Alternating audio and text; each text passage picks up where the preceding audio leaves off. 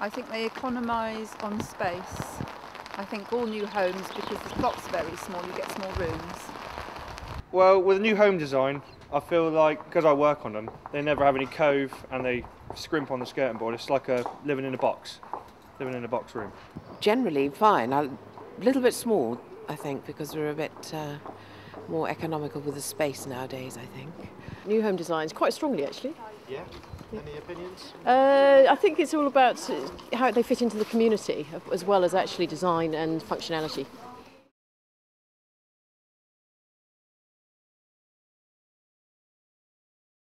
Oh, I prefer an old house because actually I live in an older style house and I do prefer them.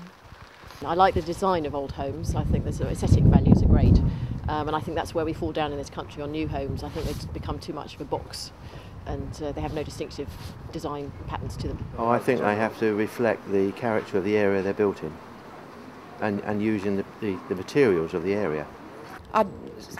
Certainly energy efficiency, they're probably a lot better, but I do feel generally they are slightly smaller.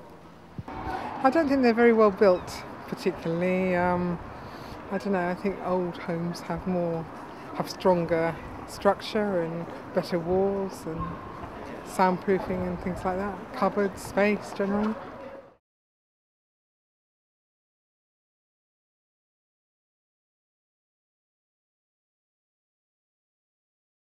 A lot more storage, a lot more cupboards that they don't appear to have in the bedrooms, like wardrobes and things. Fitted wardrobes are very important, I think. I'd like it to be space efficient and also to have good design. B-days. Rather keen on B-days. Definitely all the sort of energy saving things, you know, the good windows, lots of light, I think also, and good room sizes. Too often they try and put tiny little rooms into a house to get more rooms in, and I think actually I don't think that's a good quality of living. Contemporary without being too over the top, and something that's going to stand the test of time.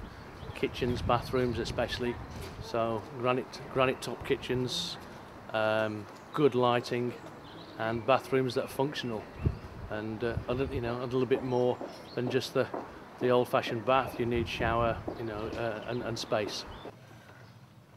Practical things. I think all the new latest economy-saving utility machinery. I understand now that there's washing machines and dishwashers that use about 1/10 of the water that the majority of machines use, and I think that's really, really good economy saving. Space, surely. People get trapped, don't they? You have to have space, surely. If you're on the ground floor, it's either a patio or a decking or at least something to get outside. And if you have a flat, surely a balcony. And probably more plug sockets around, I suppose. Good kitchens and bathrooms, really, yeah. Not too skimpy or cheap.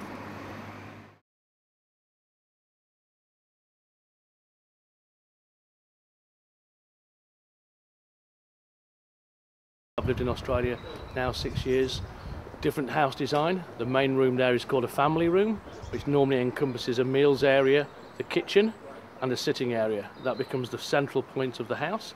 The fashionable and au fait word at the moment is the theatre room. So we have a designated TV area with the plasma or the LED on the wall, cinema seats, etc., etc. Well, I suppose it would be the bedrooms and lounge, but you do spend a lot of time in the kitchen. It's hard to tell. In the lounge, kitchens, and that, yeah. My living room. Well, I think I spend my time equally between all the rooms, being a woman. The kitchen, the living room and the dining room, and then the bedroom, of course.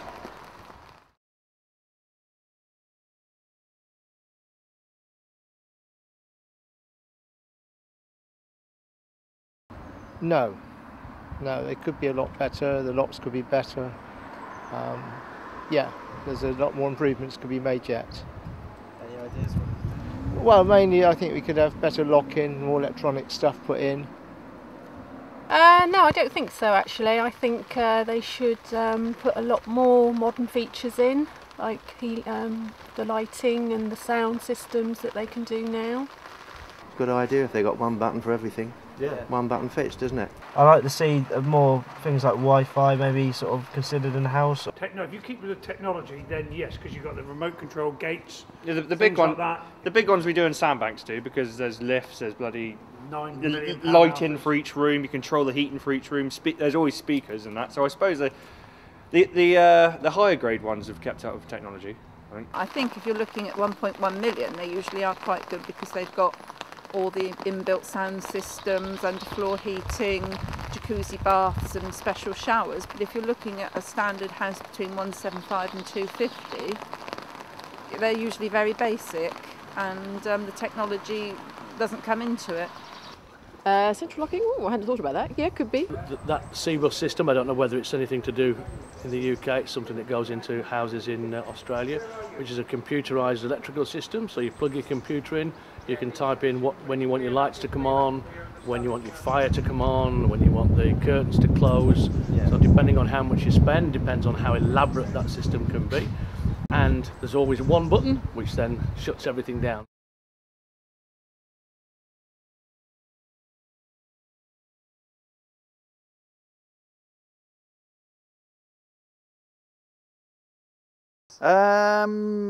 Last new home I owned was 30 years ago, and yeah, they were pretty good. Pretty good they were, yeah, at the time. Okay, you just have to keep on top of it, basically. Yes, I think it was fairly accommodating actually. Yes, it was fine.